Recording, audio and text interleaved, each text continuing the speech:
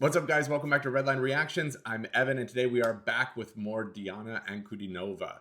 We're going to be looking at the song Baikal, and this is going to be the first ever non-live performance that I've seen from her. And I'm really excited about that because everything that I have seen from her has just been loaded with emotion and meaning, and I'm really excited to see what that looks like when she now has a production team behind her.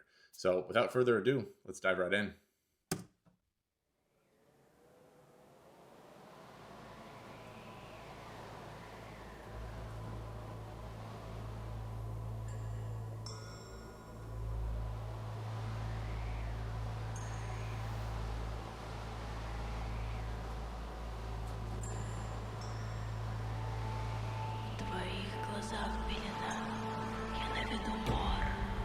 Не будет дорог тебе, к тому, кто тебе дорог. В твоих глазах пелена, я наведу мор. Не будет дорог тебе, к тому, кто тебе дорог.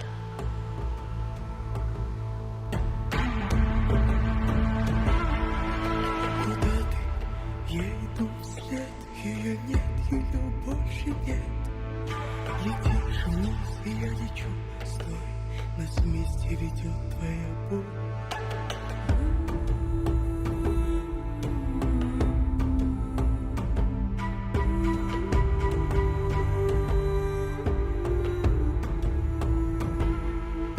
Когда потерян ты, нету сил идти, от холода в душе заледенела.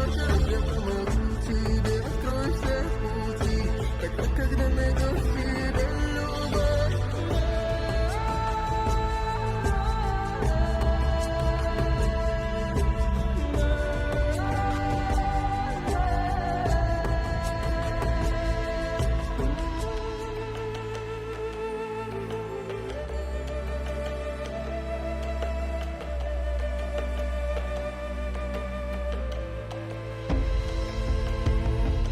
Темных чувств шоры будут кружить, горе твои горы не пройти, не прожить.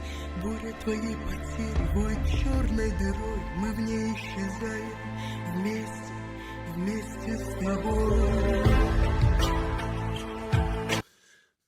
So really quickly, because I know a lot of people are going to bring it up in the comments that I don't have subtitles here. I looked at the translated lyrics ahead of time because I'm on a really old computer right now. And if I stream through YouTube, which would allow me to use captions, the audio video sync would be off and you'd see her mouth move. Well, in other performances where you actually see the singer singing live, you would see her mouth moving and then the sound would come at a different time. And it's just not worth it because it's really distracting. So I apologize for that. I will do what I can to upgrade as soon as I can. But I mean, for those of you who are not, Russian speakers, I mean, it's heartbreaking. It's beautiful, but it's heartbreaking. And I came into this knowing about, all I knew about Lake Baikal. I know how crazy deep it is, how crazy cold, all the folklore surrounding it, how it ices over. So it's clearly, she seems to be the spirit of Lake Baikal. And I mean, it's like kind of exhilarating, but also kind of tragic at the same time, this little boy. But anyway, I just wanted to kind of clarify that. Вместе с тобой.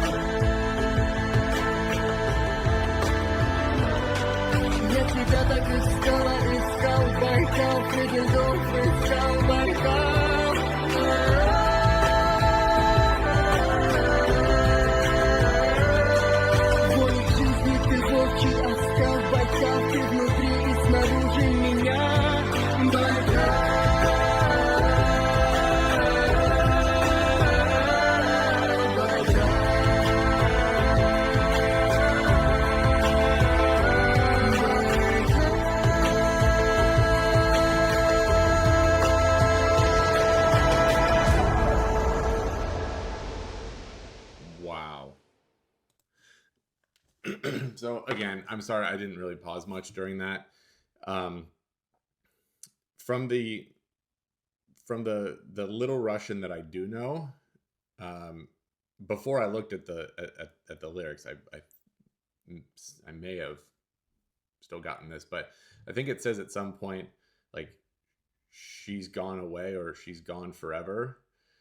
So I mean, what I'm getting the vibe of with Diana is that obviously, if you know anything about her story, it's been an incredibly difficult life so far. And a lot of times, I mean, that's not uncommon. What a lot of times when you see these people with these unimaginable talents, right? These gifts, a lot of times it comes with a trade-off, right? Because a lot of people want to be great. A lot of people are committed. A lot of people can afford the best singing lessons and the best acting lessons and the best, pitching lessons.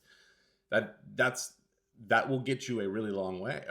It'll get you really far, but it won't get you this far, right? There has to be something that sort of elevates you to the next level. And a lot of the time it's some form of trauma, right? And she's had it in truckloads. And she seems like she's in just an exponentially better place right now.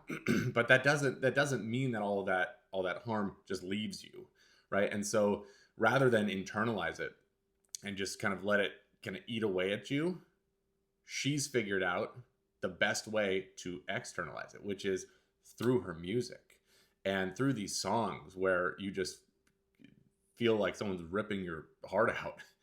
And so things about loss and grief and those really kind of take center stage for her. What I loved about this, though, is that even though sort of the underlying themes were the same, or similar, I should say, not the same, but similar, it felt, I don't want to choose the wrong word here, because the first thing that entered into my mind was poppy. It's not poppy. It's not pop at all. But I think compared to all the other stuff that I've heard from her, where it's been slower. There we go. Yeah, more fast paced, more. No, I see. I'm choosing all the wrong words in my head, because the two things that came to mind were poppy and mainstream, and she is neither of those things. But like I could see this song making its way onto the playlists of people who might not add Can't Help Falling in Love or Rachenka or actually, you know what, Wicked Game may have met that as well. But this was like you can move a little bit more to this one, and that was kind of cool. That gave me it made me really interested in some of her like studio recordings.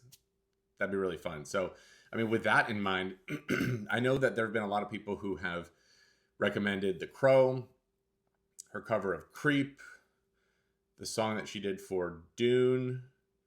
But obviously there's so many more from various different stages of her life. So I'm not getting off the Diana train anytime soon. So you don't have to always pick like the best one because you might not ever do her again. I'm going to, don't worry. But let me know. And let me know if there's a personal significance to the Lake Baikal. I mean, it's got to be. I've heard various like stories and tales about it, but there's got to be some crazy ones out there, right? I think it's what 5,387 feet deep. It's covered in ice for like 4.5 months out of the year, and I remember reading a story. Was it like 100 years ago or so, maybe a little over 100 years ago, where a ship capsized and lost like 170 people, and they can only salvage stuff from like 300 meters down, and so the the myths and folklore and legends surrounding that lake, which also I believe it contains like, this is just all sorts of fun facts today. I want to say, I could be wrong here, but I want to say it contains like 20% of the world's fresh water, which is wild. Anyways, I digress. This was amazing. She's just such a beautiful voice. I did notice though that it sort of seemed like there was a little bit of a trade-off where in order to go a little bit faster with the beat of the song, some of her lows were not quite as pronounced and obvious and like I've said it before, but center stage as they were in some of the other songs. Like the first one I heard, Can't Help Falling in Love, that one just kind of hit you upside the head. It was like, whoa, that's really deep. You can still hear a little bit of it here, but it wasn't crazy. But it's not a bad thing, right? Because, I mean, even if she could only sing like the previous songs that I've heard, that would still be enough. But this just adds another layer of fun, another dimension of complexity and intrigue into it. So I'm really excited to keep going. I think it's been like 6 days since I did my last song from her. So sorry about the delay. I'll try not to let that happen too many more times. But let me know down in the comments what you want to see next. I'd be happy to check out whatever you want me to. So with that, and also let me know in the comments if any of you have ever been to Lake Baikal. Because I think in the summer months, can you swim like close to the shore? I know the center of the lake's pretty cold, but let me know if you've been there before. All right. You guys have a great rest of the day or night, wherever you are, and I will see you in the comments. Have a good one.